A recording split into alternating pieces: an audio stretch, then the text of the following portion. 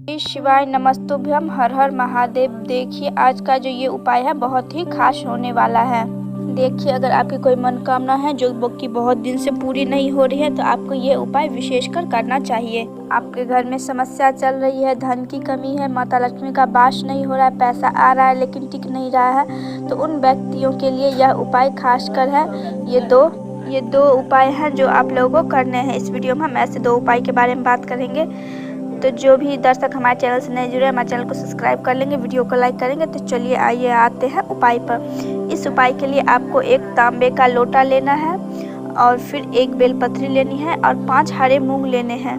हरे मूंग जो है वो शिव जी को समर्पित करने से शिव जी अति प्रसन्न होते हैं। जैसे कि आप देखते होंगे हरी मूंग जो है वो खुशहाली और हमारी समृद्धि का प्रतीक है। अगर हम जमीन पर हरे मूंग को छिड़क देते हैं तो अगर हम पानी नहीं भी देते हैं तो वो 2-4 दिन के बाद अंकुरित होकर उसमें से पेड़ निकलने लगते हैं। ऐसे ही शिव जी के ऊपर हम चढ़ाते हैं तो शिव जी हमारी सारी समस्याओं को खत्म कर देते हैं। इसलिए यह हरे मूंग वाला उपाय जो है विशेष और बहुत ही महत्वपूर्ण है, तो ध्यान से सुनिएगा। इन तीनों चीज़ों को लेकर आपको मंदिर चले जाना है।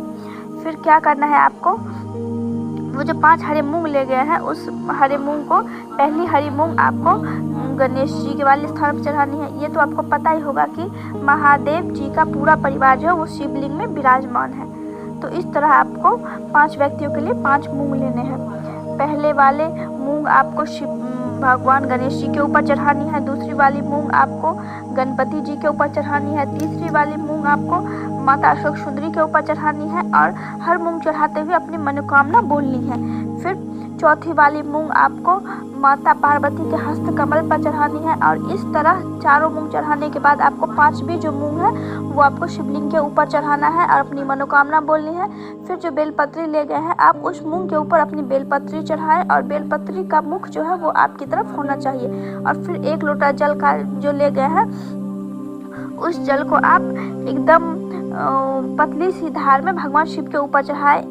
धार इतना ऊपर से मत चढ़ाएं कि वो छींटे इधर उधर उड़े, इतना नीचे से चढ़ाएं ताकि वो शिवलिंग के ऊपर ही रहे।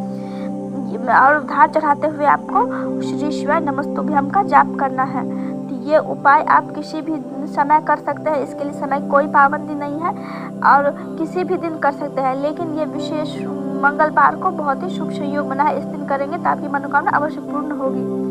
तो चलिए आइए जानते हैं दूसरे उपाय के बारे में। दूसरा उपाय भी बहुत ही प्यारा सा है और बहुत ही छोटा सा सरल उपाय है। इस उपाय को करने से भी माता लक्ष्मी यहाँ पे प्रसन्न होगी। इस उपाय के लिए आपको लेना है एक तांबे का कलश, एक चुटकी हल्दी, एक आटे का दीपक। अगर आटे के दीपक नहीं बना सकते तो आप मिट्टी का भी दीपक ले सकते हैं और उसमें लंबी बाती होनी चाहिए और थोड़ी सी काली तिल।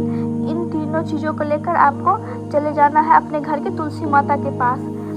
अगर यह दिन आप मंगलवार या रविवार और एकादशी है तो इस दिन आप लोटे में जल नहीं ले जाएंगे। अगर ये दोनों दिन नहीं है तो आप लोटे में जल भी ले जा सकते हैं। फिर क्या करना है आपको तुलसी माता के पास जाकर दीप प्रज्वलित कर देना है और उस दीप में आपको काला तिल डाल देना है और थोड़ी सी काली तिल आपको दीप के नीचे डाल देनी है और तुलसी के सामने रख देना है। फिर तुलसी की 7 बार आपको हरि प्रसाद जननी का मंत्र उच्चारण करते हुए फेरे लगाने हैं। तुलसी माता की परिक्रमा करनी है। परिक्रमा करने के बाद उस जल में आपको वो जो हल्दी ले गए हैं वो हल्दी आपको डाल देनी है और फिर माता तुलसी को समर्पित कर देनी है।